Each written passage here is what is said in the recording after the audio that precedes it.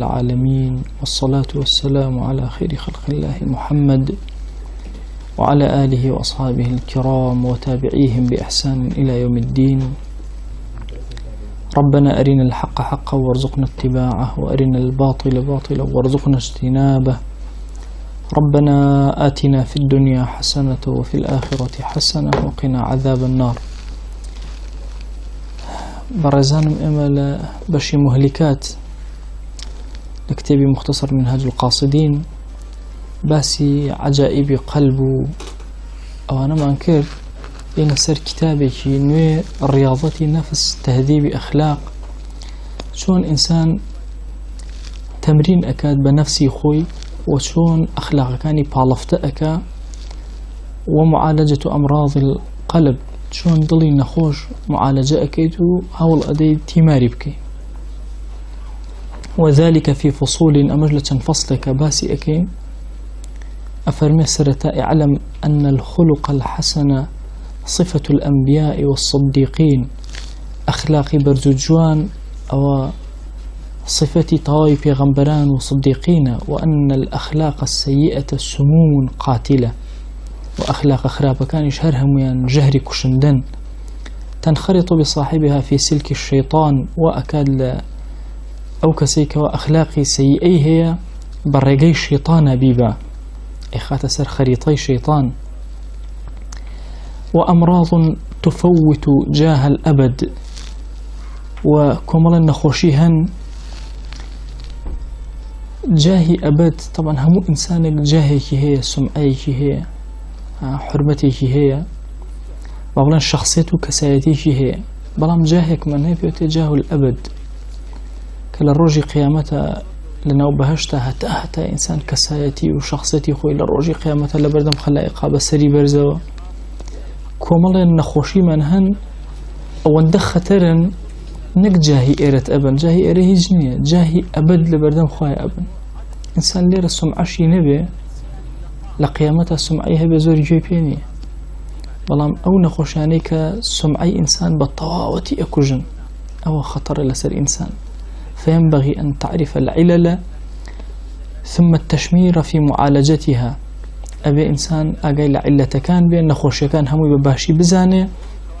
إنجا قول هلك التشمير، قول هلكردن قاس هلكردن في معالجتها، وتخوي قرشكاته بوشيبو معالجة كردن شهر سركني أو نخوشيان. ونحن نشير إلى جمل من الأمراض هندق لنخوش كان بري كان باسكين يا قشتي كان ين باسكين، وكيفية معالجتها شون علاج كرين في الجملة من غير تفصيل، بتفصيلات نادين بكرتيك باسيان أكين، فإن ذلك يأتي مبينا إن شاء الله تعالى بدريجيج دواتر باسيان أكين. فصلي يكن باسي فضيلة حسن الخلق وذم سوء الخلق. باشا كوري لحسن الخلق لكوية وذم سوء الخلق لكوية، وقد ذكر شيء من ذلك في آداب الصحبة. لآداب الصحبة هندي باسكرا ولا بيشترا إما نماخن لبشي عادات بو نماخن هندي لي باسكرا وإسا ليرة هندي كتير باسك. أفرمي واعلم أن الناس قد تكلموا في حسن الخلق متعرضين لثمرته لا لحقيقته. الله خلق كباسي جواني أخلاقي برزيان كردو، يكسر باسي بروبومي أخلاق يعني كردو. مثلا لقد دايكو باوكا كباشيك أكيد باسي وين كردو كتوش بير بوي من الله كان اللي قلتها باشا أكن واتثمر كان باس كردو، باسي حقيقتي أخلاق برزكان نكردو، ولم يستوعبوا جميع ثمراتي، همو بروبو مكشيان باز نكردو، بل ذكر كل منهم ما حضر في ذهني، هرشي بمشي أنا هاتوا هريك يقلو أنا أوي باس كردو. وكشف الحقيقة في ذلك أن يقال كثيرا ما يستعمل حسن الخلق مع الخلق. حقيقة كلك هو يعني دسبئك أبي إما باسي أوكين كحسن خلق جواني أخلاقي برز لقل خلقا باسكري، لقل جواني درويا باسكري، فيقال فلان حسن الخلق والخلق. خلق توكسيري أبنائك اللهم كما حسنت خلقي فحسن خلقي. شون بشي دروت جوان كردوم دروس كردني من الجوان كردو خواه أو أخلاقي ناوشن جوان. أي حسن الظاهر والباطن درو ناوم باشكا. فالمراد بالخلق الصورة الظاهرة باشا خلق مبزبا بشي دروي إنسان صورة جواني درو. والمراد بالخلق الصورة الباطنة ما بس يشبه خلق شيء أو صورتك بيكاتو لناوي إنسان بشي ناوي إنسان. وذلك أن الإنسان مركب من جسد ونفس شنك مروف لجسد بيكاتو والنفس بيكاتو أتدو بشي هي إنسان بشي ماديو معنويه. شون لبشا ماديكا جمال وعدم جمال هي باشا بالاي برزو بالاي كل هي باشا هيزو توانا هي باشا لاوازي هي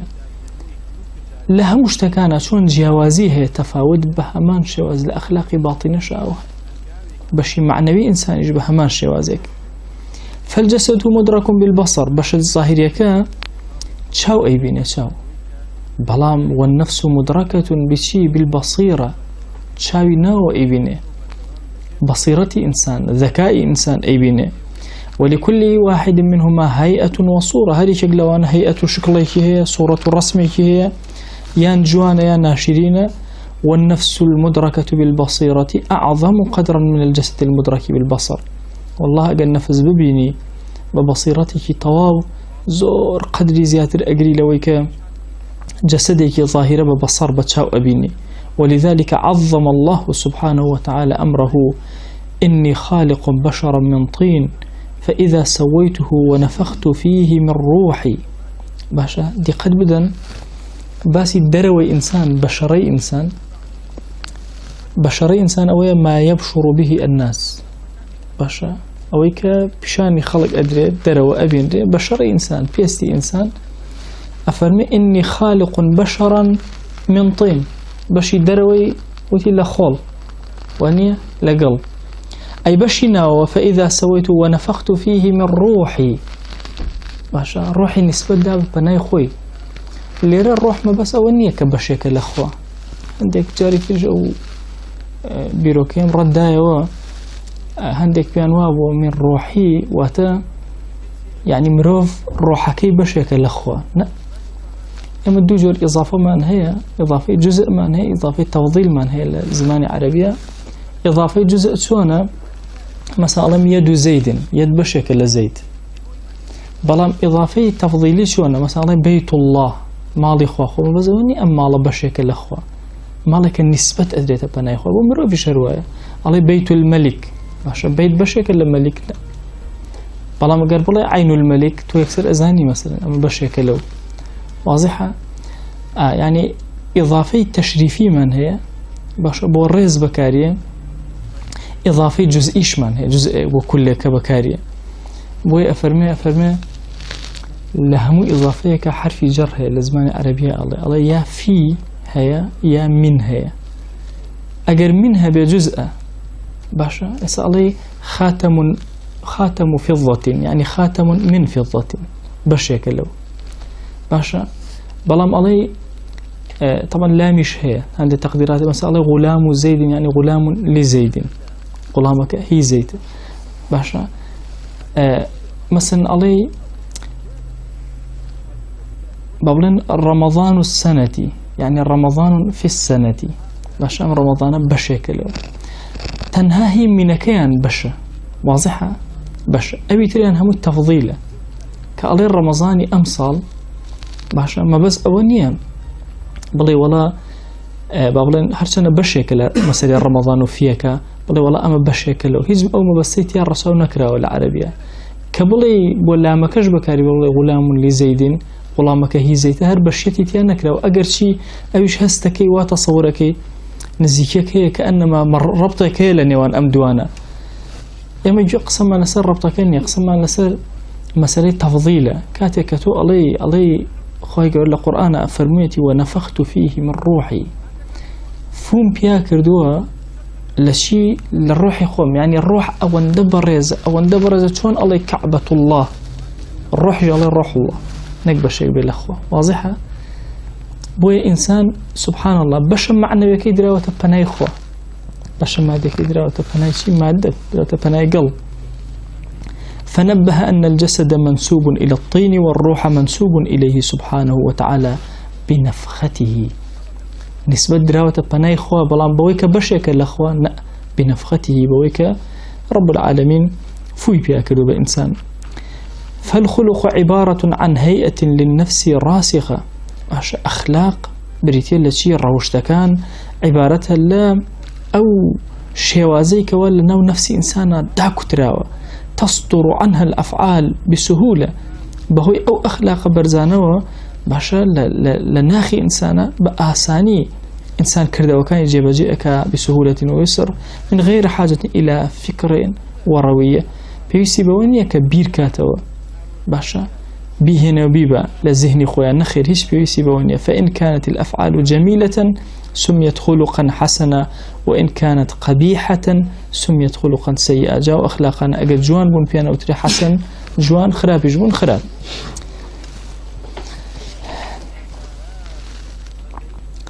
يك خال هي لما سلي أوي بسهولة إنسان أتواني جيبجيك تتصورك لبروي أخلاقي رحم لدلي ما تسبيو هم كسيك أبيني مثلا فقيرة بهدست أقريب وفقري خويتو بإرادي خو فرمسك بتشاوتا يتخور وحالي هو كاري شيء أو بشر رحميك لناقي تويا الراسخة أخلاقي كي برزة رايك لبرانبرا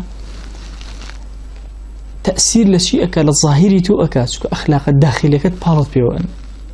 باشا أقرنا زور طبيعي تو مثلا كسك أبيني مثلا أقريه بحالي خوي بوشي تولي رو مثلا أمان دو كاري قايل إذا أنا جاري وانا توش أقريه يعني كسك أبيني زليلة لزلتها توفر مسك بتشاوي تايا تخور يا كسك أبيني خيرك أكا باشا سوزك لغل فقيري أكا تولي رو لبرس أو سوزك يكرو بس تولي رو في المسكي بو أرجي وهو كاركاني الشيء حموي أخلاق الراسخة كلنا وتويا هي باشا يعني دي قد بدأ هر أخلاقي طاو لناخي إنسان طب ما هيجي شيء لو أخلاق باشانية بكل الإنسان هاليري وأوشنية سبحان الله. مسائل الرحم مسألة ربطني بالله والله إلا مسلمان بالرحم وسوزي أجولنا ما رجني. أما إنسان كافر ومسلمان بشيكي هيك بريتي للرحم بريتي للسوز وابويا رحمته مباسي وشي قشتي لهموانا هي أجنا هندي صفاتي خاصة كبز لمسلمانها والله تودي قد بدأ شون أجر ليمويك أو بكري لد بكري توب بإرادي خود ليرة ودمت آوكا لفيش شاوي توبوا بالضبط آوها مسائل الرحم أجوله حجب بإرادي خود كالزور راسخة له إنسانك أو خواهي قوله دايناو. وقد زعم بعض من غلبت عليه البطالة فاستثقل الرياضة أن الأخلاق لا يتصور تغيرها. عندك حزن لبطالية غلبت عليه البطالة فاستثقل الرياضة ماشا بلا يوزع قرصة الرياضة بكي بنفسك شو نبي وبجسمنا كيس بالنفس. وتأتي أن الأخلاق لا يتصور تغيرها. أخلاق قد ناقر حروك خويتي كما لا يتصور تغيير صورة الظاهر. دليل بتشينا والله شون ناتو دموتشاو شون ناقر والله أو أخلاقي شو ناقر وينوتو. والجواب أنه لو كانت الأخلاق لا تقبل التغيير لم يكن للمواعظ والوصايا معنى. أفرمي والله أويك أجر أخلاق كان جيجي قران كاري نبن يترش سودك هي لويك إنسان آمش قاري خلق ووصيت بباشك أبو خلقه هي سودك نابه. وكيف ينكر تغيير الأخلاق ونحن نرى الصيد الوحشي يستأنس. كل يوم تشونشتي وعلن بلين أخلاق قران كاري بسرنايا بلام تو أتواني يشك لو أجلاني كزوه متوحشة أتواني ويلي بكي لقل إنسان مالي بكيت زور طبيعي باش لا أجلك أمر بدا ولا إنسان تغييري قران كاري نبي لا أخلاقياته. والكلب يعلم ترك الأكل باش الصاق هي هوار فيرك ري شان حزي لو نشيريك إجريك شنا يخوا بس لوتي لأدا. والفرس يعلم حسن المشي وجودة الانقياد باش وهروها أجلكان فيري شيء أكرين تعليم دا أدرين لسر أويك أخلاقه بابلين بهواشي بروا بنرمي باشا جوان بروا وهروها جوان يجوي بقري باشا ملكتك أبو خاونكي. طبعا مسائلي أسب زمجارك تري عرزم كردن كخوي ورسفيني في خواردو والعاديات ضبحا خرايني يعني أتواني وهاي ليبكيت شون أمرت كرد أو جبجيك يعني لهند شونا بيسكا تشربي بيني كلا خطرة باشا بعازق أبي أم خواني أقداري كاكير شوني وتشربي قاسا كان تشربي قاسينا اللي هو درس لهنا شونا بيسي بويا برميها ناسينية بجمري برميكي ناسناك شو قولكي إشارتي داوت النكي حالت من خطرة لشويني ويا باشا بيس أكا سريع بروا بحال عازيكي أداتي وكو صاروا بوي درسي باشا يعني سبحان الله أم تعليمه بو آجلك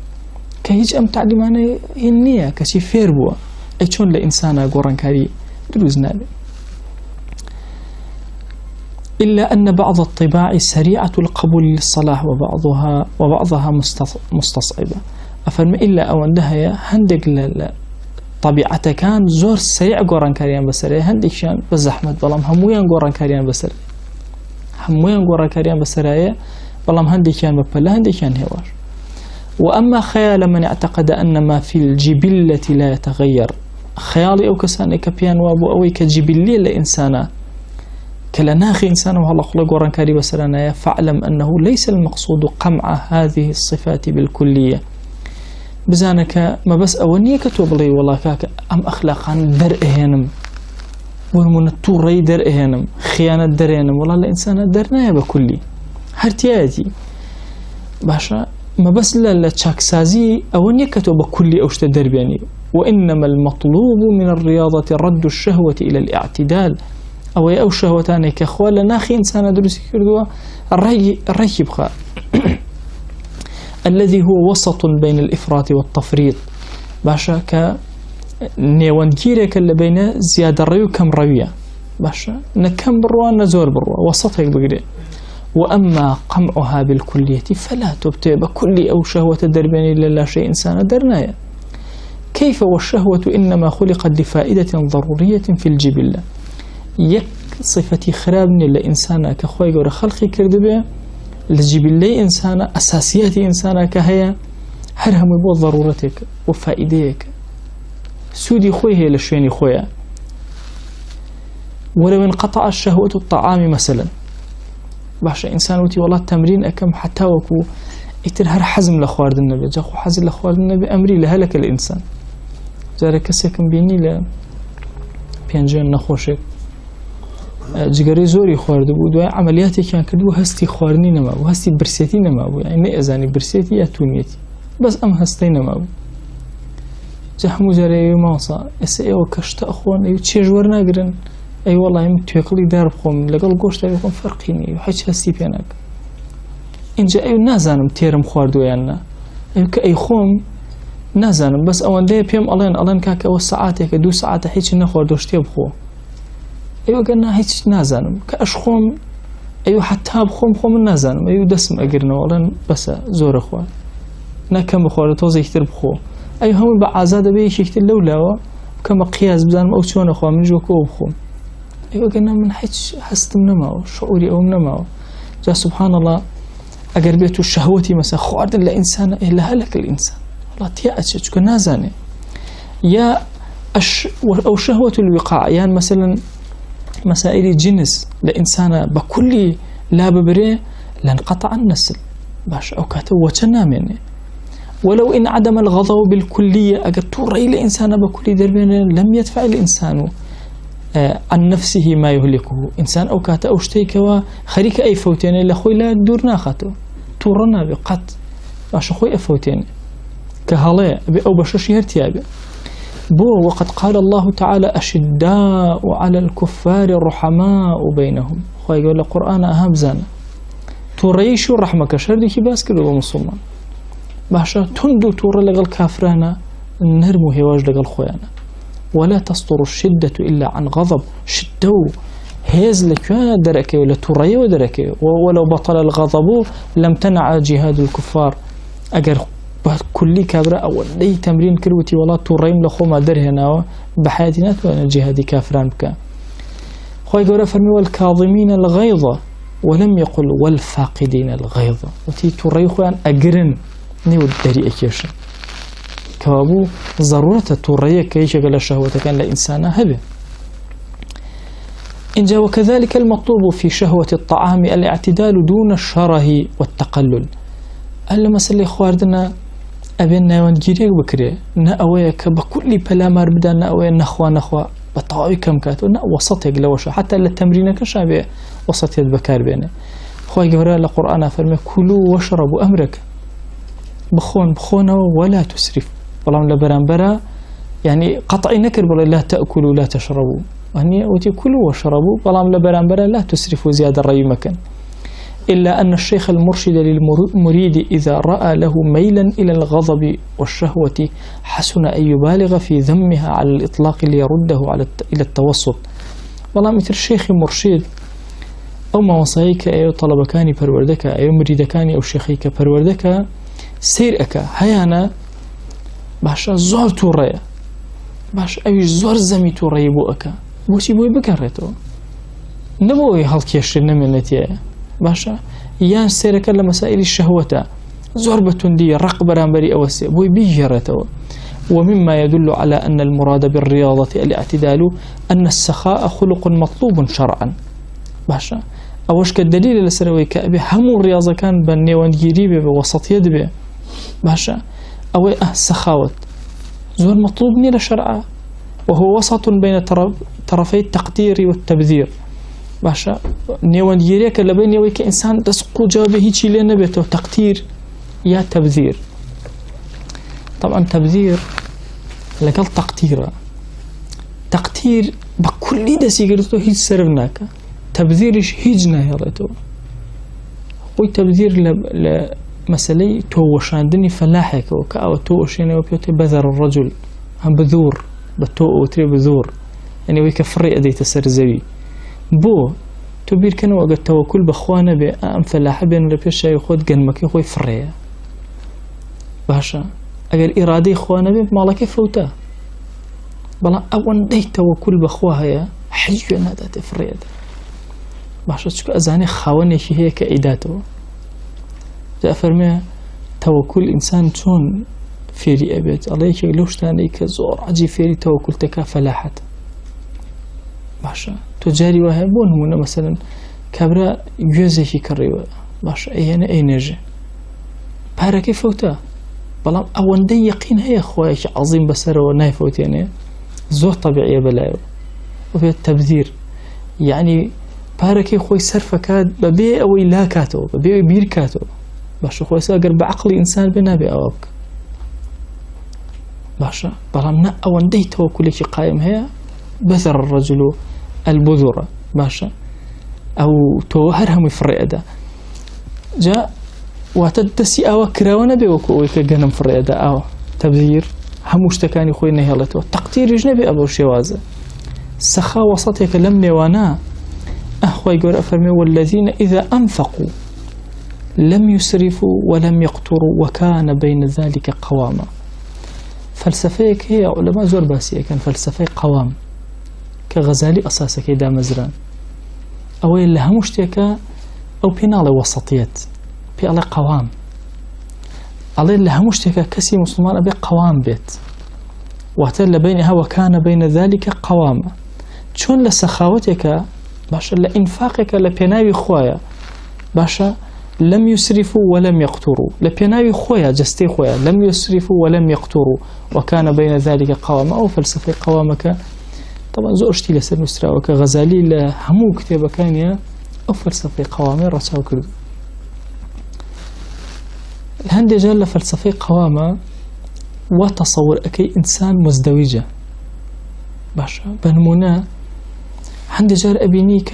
سخاوتك بأندازة هندي جار يسيرك دسبي وأقري هندي جار يعني جورك لمذبذبي بشان أداء طبعا مزور كاد أم فكري لمشي جنجة هندي كتب بزور ودي إشي لسر أكن كا فكري جنج أولي كان كا والله أبي إنسان يقصبه وهانية زايد هموش يعني شويني خوي هي جاقي خوي هي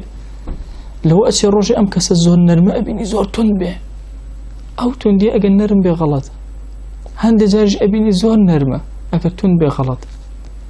عينا هندي جار أبيني زور فرمي بياك لقال ابن عمر على متابعي أكلوتيان ابن عمر رضي رحمة خوالي بزور تنده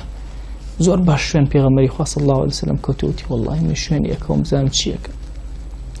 على سيري كر معاملة أكا لبازارة زور معاملة عجيب أكا بوانا نابي بكمتر نابي أوانا دي وتي بخاتي خواه بياوي أوا شوين بيغمري خواه صلى الله عليه وسلم كتوت شون لبازارة أوا تند أسدو درم وسيدرم أوا مثلا محاولة خوي أكابو أي حرشونه بدرم كم تربي كره يا بدرم زيادة بفروشه كاسبي أكا لبازار على كوت شويني ويستي أم برساري اللي بكات شون أبي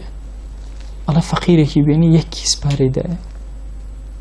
على بفقيرة كي ودي أو تشنيتي أو تي صدرم كل وتي اللي بيانا أبو درمي هوارك لبازار صدرمي شون ده على دواي بيود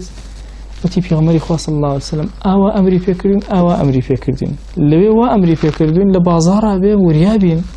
لرشا أوا أمري فكرين كبخشن دبي زانيم كمستحقة أو كسكبي دمي بويا مسائل فلسفي قوام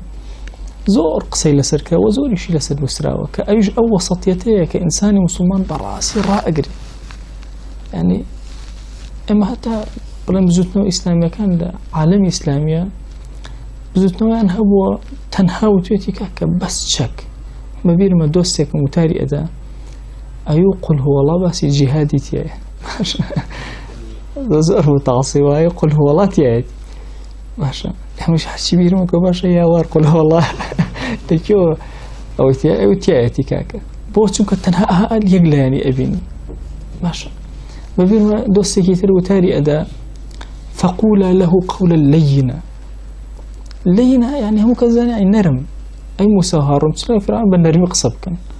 باشا أيو أم لينا ما بس لنرمينيه ما بس هو تند كوشكي بهجنا باشا كو أواي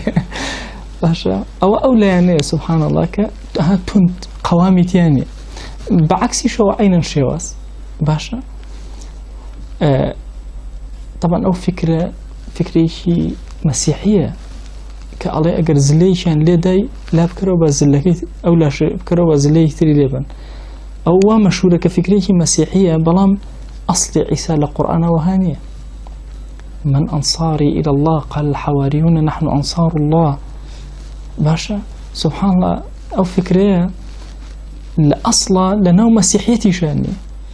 باشا كسي والله زليشان لم أملا شكرو بزلي تري لبن باشا كوا مشهورة يعني ومشهورة كلا فكرة ليش يعني زي ما بس كم نأوش الجيريا نأوتن جيريا وسطيتك لو نوانا أبيها بيت يعني استأجر سيري دنيا بكيت ببيه هز أشي بريو باشا مروفايتي لو ببيه هز بشي بريو باشا نفرق زور باسي ويكري ايو موصى ايوه لأصلي مروف نتينا قيشتون أقلنا أصلي مروف يسي بهزني هرشي نموني أمريكا أوروبا والدنيا هم بوينا فاينة رجع قلت والله ما فاينة باتوزة توريكا عندي تورم كر حصة ما يسكي بجيهش ورا نمونا كم طوابو وتيسي وتمكرا ونمونا بيه هنا ورا وكاك أهم زانك تو التحمل النما كابول لأصلي مروفاتي أمان أيو آخر من جمروف نميشتا كاك أغير بياتو مروف دناسي يام علامة ديناسي خلقتي مروف أو هاي أو تنديشي تيا أو يباشي تيا أم دينتشي أو قوامي أو وسطتي لها مشتاكا واعلم أن هذا الاعتدال تارة يحصل بكمال في الفطرة منحة من الخالق سبحان الله أم اعتدال هل جار خوي بكسي هي بخشي فكم من صبي يخلق صادقا سخيا حكيما چندين من الله سبحان الله هر كل دايقة بخواجان زور برازقوي بسخاوت بحكيم دانا خلقي كردو بلام أمهوينية وتارة يحصل بالاكتساب عندي شي بشي باكتساب هيئك وذلك بالرياضة هو الأداء وهي حمل النفس على الأعمال الجالبة للخلق المطلوب أيش أويا زور أكا على نفسي خوي أقريته باشا حتى وكو فيري أكا حتى نفسي خوي فيرك فمن أراد تحصيل خلق الجود فليتكلف فعل الجواد من البذل ليصير ذلك طبعا له أو كسي سخي درجة أبي زور هول بدا كردوي سخي كان جيبك ببخشي حتى وكو أبيت الطبع لناخي أو ناترسي لبخشين وكذلك من أراد التواضع تكلف أفعال المتواضع،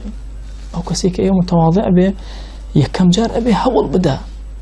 زورك لخوي بوي فعلي أو كسانة ورقري روشتي برزي أو كسانة ورقري كمتواضعا. وكذلك جميع الأخلاق المحمودة فإن للعادة أثرا في ذلك، والفتو عادة زور تأثيره زور هول الداور دور أبتا خاصتك لتويا.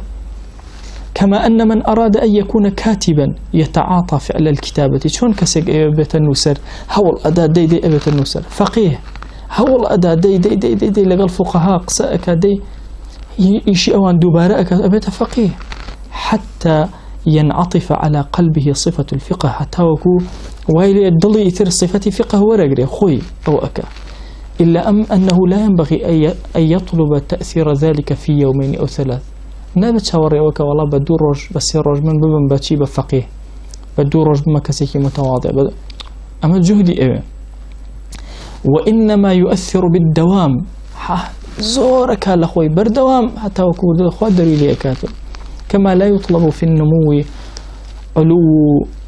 القامة في يومين أو ثلاثة باشا، أو كسشك أيوة قشبكات باشا بروجك دروج أم قشيبي ناكري. وللدوام تأثير عظيم، تأثيرك زور كوره لسد دوام بون. يعني كابرا زور كات أواني كالرجيم أكن باش يعني بدو روج ضعيف بنوكو خلق إيه والدنياتو تو زي بتشانيك أويلي هاتو تا قلوبيت أبي تشانيك جهد كي تا ضعيفة بيتو إلا أبي أو دوامة لها مشتكى أو دوامة إن جاء إنسان دروسك. كما لا ينبغي أن يستهان بقليل الطاعات. نبي قد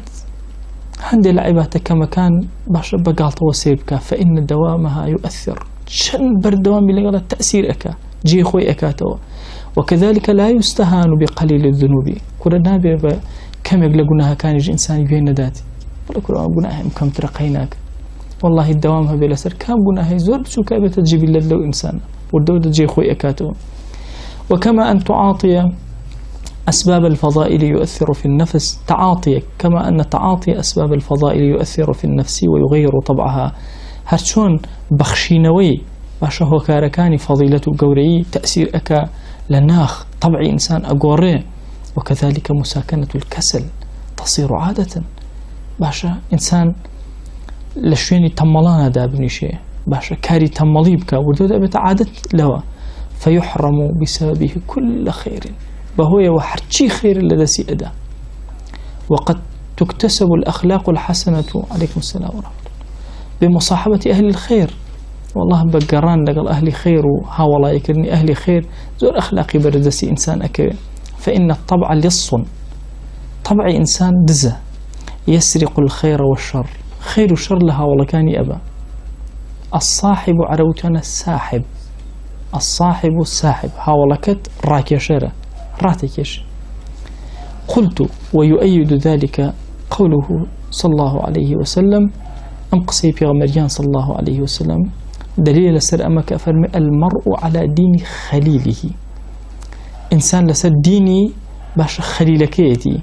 فلينظر أحدكم من يخالل باسيرك هر كسي كي أبيت خليلها ولو خوشويسي. طبعا خلا صفتي زور برزة الخليل. إبراهيم بيوترا وسي بيوترا الخليل بو بيوترا الخليل. طبعا سبحان الله وشي خلا يعني أمد الله قيشوت للشغف بقوة تراها قد الشغفها حبا لقرآن باسكا خوي پرديش ناسك وسد الله وهي شغفها يعني كوني كردو روشتو خلا يعني تيا دانشتو لد الله طوا ضل بس أو أبيني بوي أبيني يعني لنا بيغمبران عليهم الصلاة والسلام يك بيغمبر يعني بو تاقي كراوته كركي خوت سربري بو بير كانوا إبراهيم عليه السلام عمري خريكا نزيكي السط أبد باشا نزيكي السط بوتو. طبعا للسطو بيسا خواهي قورا يحيى إسحاقي بعطاءك باشا بلام إسماعيل لكيا لنزيكي السط صالية هاجر خاتون خواهي قورا كركي بعطاءك وإسماعيل بير كانوا السط صال دعاب كي بو بۆی خۆی گەورە مناڵە پێ عەتاکە پێ عەتانەکە دوای پێ عەتاکە ئەو مناڵە چەند خۆشێ ئەم مندەی ئیسماعیل خۆشەویست ئەنداز بەدەر یەکەمین مناڵێتی زۆری خۆشێ باشە اینجا مناڵ وردە گەورە بووە لەو پەڕی جەماڵ و جوانیە لەو پەڕی حکمەت و عەقڵە لەو پەڕی بەگوێگرتنە خەریکە لە دڵیا ها خەلیلەکە تێکەچێ ئەمری پێ ئەکا کە ئەبێ ئیسماعیل سەر طبعا کە ئەیهێنە زۆر زەحمەتە بۆ کە چەقۆکە خاتە سەر ملی و کۆتایی پێ چونکە لە دڵیا دەرهات هەدەفەکە منە بوو ئیسماعیل سەر ببڕێ هەدەفەکە ئەو بوو لە دڵا بێتە دەرەوە تەواو عەزمی جەزم کرد لە دڵی خۆی دەرهێن بەسە اینجا بۆ خەلیل الرەحمان ئەم فەرمایشتە ئەڵێ المەرء على دین خەلیلیه ناڵێ سەدیقیه هەر کەس لەگەڵ ئەگەڕێ ئەرە وڵاتی سەر دینی ئەوانێ جاخۆ ئەگەر وابێ نەبێ لە کافرا بگەڕێ دەعوەیە بکەی بە هەموو خۆمان حەشار بن نەوەکو ئەخلاقی ئەو وەرگن نە ئەوە مەسەلەی خولەتە کێ ئەبێتە زۆر هاوڵی بەهێزت باشە کە لەگەڵ یا ژیان بەتەواوی ئەگوزارێنی دەقاتی قەلب لێدانی دڵ جاری وایە بە لێدانی دڵی ڕەفیقەکە دەبێت باش ئەو کاتێکە گێتە مەرتەبەی خولەت بۆیە ئەم فەرمایشتە باسی هاوڵایەتی ناکە زۆر کات ئینسان پێی وابێ وەڵا فڵان کەس بەخوا بێدینە لەگەڵیان ناگەڕێم ناوەڵا بێ لەگەڵ شتیشا بگەڕێ هەڵسوکەوتی لەگەڵاکەی تەعاملی لەگەڵاکەی ها ئەمە مەسەلەی خولەتە تەواو بۆ یەکتر خاڵی بوونەوە تێگەیشتن لە یەکتر باشە تەسەوورکەن دوو کەس کە زۆر یەکتریان خۆشەیە خەیاڵیان وەکوی خەیاڵ یەکی لێیە لە کوردەواری باسی دوو بولبولەکەم بۆ کردوون جایتر دوو بولبول لە قەفەزێکم خۆی دوو مانگە بەس کردووە بە دوو بولبول باشە لە قەفەزێکا بن ئەڵێ نازانم دەنگی یەک نەگرن ڕەنگی یەکە گرن باشە ڕەنگی یەک نەگرن دەنگی یەکە گرن سوبحان الله ڕەک ئەوە کە گەیشتنە ڕوتبەی خولەت ئەوەی لێ بەڵام تۆ ژیان ناڕوا بەوەی کە بڵێ وەڵاهی ئەو کەسەی کە سەدیق نەبێ لەگەڵیان ناگەڕێم قسەی لەگەڵان ناکەم نەوەکو تەئسیراتم لێکە وەهای نییە تەئسیرات لێ ناکە ئەوەی کە تەئسیر ئەکا خەلیلە ئەبێ بزانێ ئینسان کی ئەکاتە ئەو ڕەفیقە سادیقەی کە ژیان لەگەڵی ئەگۆڕێت هەندێک لە عولەما ئەم فەرمایشتیان لەکوێ باس کرد لە باسی ژن و مێردا باسییان کرد المرء على دين خليله فلينظر أحدكم من يخالل يعني هر يكسر كبزانه كي أكاته هاوسري جياني خوي باشا هەندێک جار لە قودوە باس کراوە کی ئەکەیتە قودوەی خۆت باش ئەگەر کەسێک پێغەمبەر عەلەیهی سەڵات وەسەلام بکاتە خەلیلی خۆی باشە بکاتە خەلیلی خۆی هاوڵی گیانی بە گیانی خۆی بۆ تەسەوورکەن لەوە ئێستا بڵێن باشە چۆن پێغەمبەری خوا صلی الله علیه وسلم ئەبێتە هاوڵی ئێمە یعنی سوبحان الله ژیان لەگەڵ پێغەمبەری خوا صلی الله علیه وسلم خۆشترین ژیانە کە ئینسان بەڕێوە ئێبە نانە خۆی لەو کاتە ئەو لە پێش چاوت چۆن نانی خۆدە تۆش ئەوە نانەخۆی جل لە بەرەکەی ئەوە ئەچیتە دەرەوە ئەو چی وتووە ئەوە ئەڵێم لەو کاتێک کە ئەوە دانیشتو هیچ ئیشە نییە باشە ئەو چی کردووە لەو کاتێک کە ئیشی نییە یعنی ڕۆژێکی پێغەمبەرانە مانگێکی پێغەمبەرانە ساڵێکی پێغەمبەرانە عەلەیهی سەڵات وەسەلام بەسەر ئەبێ بۆ چونکە خەلیلی تۆیە تەواو خۆشەویستی خۆتت داوەتی ئەها سێرکەن جاران لە فکری تەسەووفە و پیاوە پیرانە کە باسی پێغەمبەری خوا صلی الله علیه وسلم ئەکرا باشە جاری وا بوو هاواریان نەکرد باش و جارێ فرمێسێ بۆچیان ئاهاتە خوارەوە ئەو بۆچی چونکە خەلیل و خۆشەویستیان بوو بە معنای کەلیمە مۆسا شێخ نوورەدین بەڕەحمەت بێ یاخوا باسی کرد بوو فەرموو بێخود کە باسی پێغەمبەری خوا صلی الله علیه وسلم ئەکرا فرمێسکی چاوی ئاوا نەئاهاتە خوارەوە ئاوا دەرەچوو هەندێک جار ئەڵێ ئاوا ڕێک ئاوا دەرەچوو وەکو چۆن شتێک لە ناوە ئاوا فرمێسکە فڕێ بدا ئەڵێ قەت شتی وام نەبینی بوو لە کەسا لەبێ خوددا نەبی ئاشە بێت چەند تێکەڵ بوو بێت دڵی لەگەڵ پێغەمبەری خوا صلی الله علیه وسلم بۆیە مەسائیلی خولەت مەڕەخت و ڕوتبەیەکی زۆر گەورەیە لە شەغەف گەورەترە باشە ئێستا ئێمە هەر هەمومان لە باسی خۆشەویستیەک سەر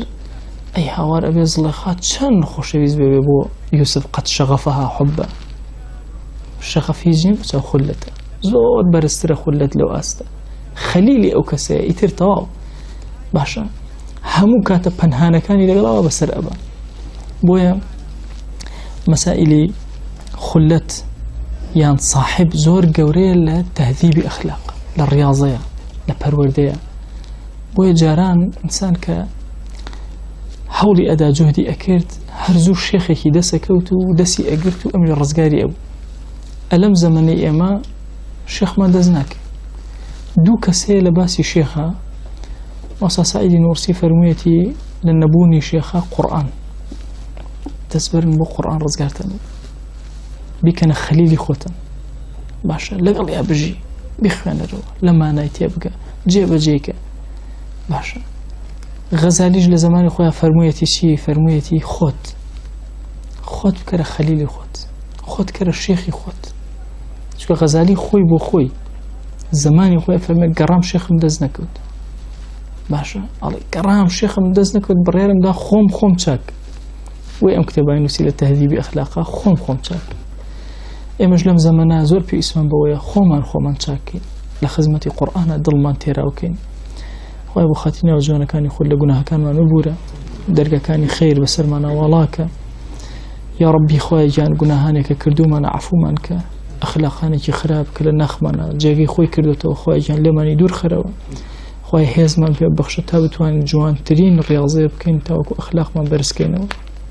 یا ڕەبی خۆی گیان داوات لێکەین لە گوناهی داک و باوکمان ببوورە لە گوناهی برا و خوشەکانمان ببوورە لە گوناهی خزم و کەس و کارمان ببوورە لە گوناهی خێزان و هاوسەر و مناڵەکانمان ببوورە لە گوناهی مامۆستا و قوتابیەکانمان ببوورە خۆی گیان ئەم دەرسە و تەواوی دەرسەکانی ترمان لێ قبوڵ کە